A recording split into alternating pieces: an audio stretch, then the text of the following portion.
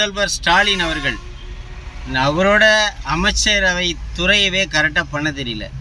ஏன்னா இவங்களாம் எப்படி மக்களெல்லாம் எல்லா துறையும் கவனம் செலுத்துவாங்க. அவங்க தனித்தனியாக ஒவ்வொரு அமைச்சரவை கொடுத்துருக்காங்க. எல்லாருமே ப்ராடு பசங்க தான். அப்படி இருக்கும்போது நேற்றைக்கு பஸ்ஸில் டிக்கெட் எடுத்து மறுத்த ஒரு காவலர் அவர் கேட்கக்கூடியது கரெக்டு தானே. அவரும் ஒரு கவர்மெண்ட் ஊழியர் தான். அப்படி இருக்கும்போது அவர் டிக்கெட் எடுக்கணும். அவர் டியூட்டிக்கு தான் போகிறாரு. டியூட்டிக்கு போகும்போதோ வரும்போதோ அவர் டியூட்டியை முடிச்சுட்டு வந்தாலும் அங்கே டிக்கெட் எடுக்கணும்னு என்ன அவசியம் இருக்குது? அதே போல் 2021-22 மானிய கோரிக்கையை காவலர்கள் டிக்கெட் எடுக்க வேணாம்னு சொல்லி தான் ஸ்டாலின் அவர்கள் போட்டிருக்காரு. அதாவது நிதியெல்லாம் நல்லா ஒதுக்குவாங்க, எல்லாம் செய்வாங்க. ஏன்னா இதெல்லாம் அவங்களுக்கு ஒதுக்கிப்பாங்க. ஆனால் போக்குவரத்து துறைக்கு இவங்க கொடுத்தா தான் அவங்க அதை செய்வாங்க. போக்குவரத்து துறைக்கு இவங்க ஒரு தகவலாவது கொடுக்கணும். இது வரைக்கும் கொடுக்கல.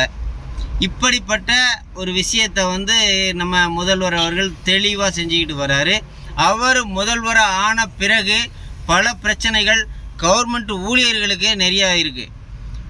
இதுதான் நம்ம முதல்வரோட ஆளுமை திறன்.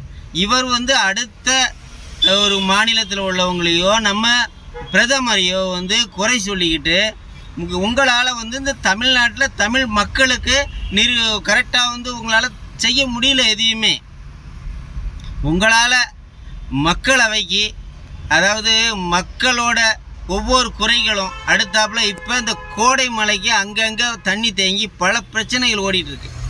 நீங்கள் இதெல்லாம் என்ன செய்ய போகிறீங்க? அடுத்தாப்புல மழை வெள்ளம் வர்றதுக்கு நீங்கள் என்ன செஞ்சுக்கிட்டு இருக்கீங்க? ஏற்கனவே 4000 கோடியோ 5000 கோடியோ முழுங்கிட்டீங்க.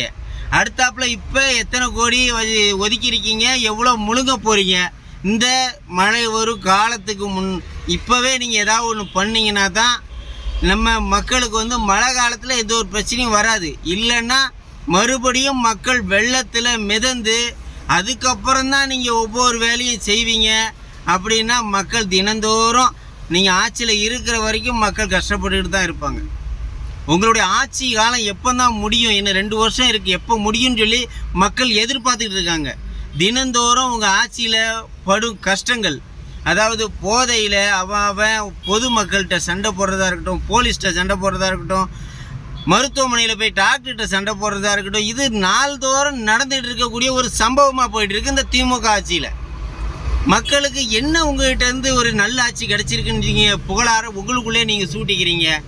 3 ஆண்டு சாதனை, மயிராண்டு சாதனைன்னு. உங்களால் மக்களுக்கு எப்பொழுதுமே நன்மை நடந்ததில்லை. திமுக ஆட்சினால் எப்போவுமே நன்மை நடந்ததில்லை. இதை தீர்க்கிறதுக்கான உங்களுக்கு ஏதாவது வழி இருந்தால் பாருங்கள். பிரதமர் மேலே தப்பு சொல்லிக்கிட்டு, அடுத்த மாநிலத்தில் உள்ள தலைவர்கள் மேலே தப்பு சொல்லிக்கிட்டு, அடுத்த கட்சி தலைவர் மேலே தப்பு சொல்கிற வேலை இன்னையோடு விட்டுருங்க.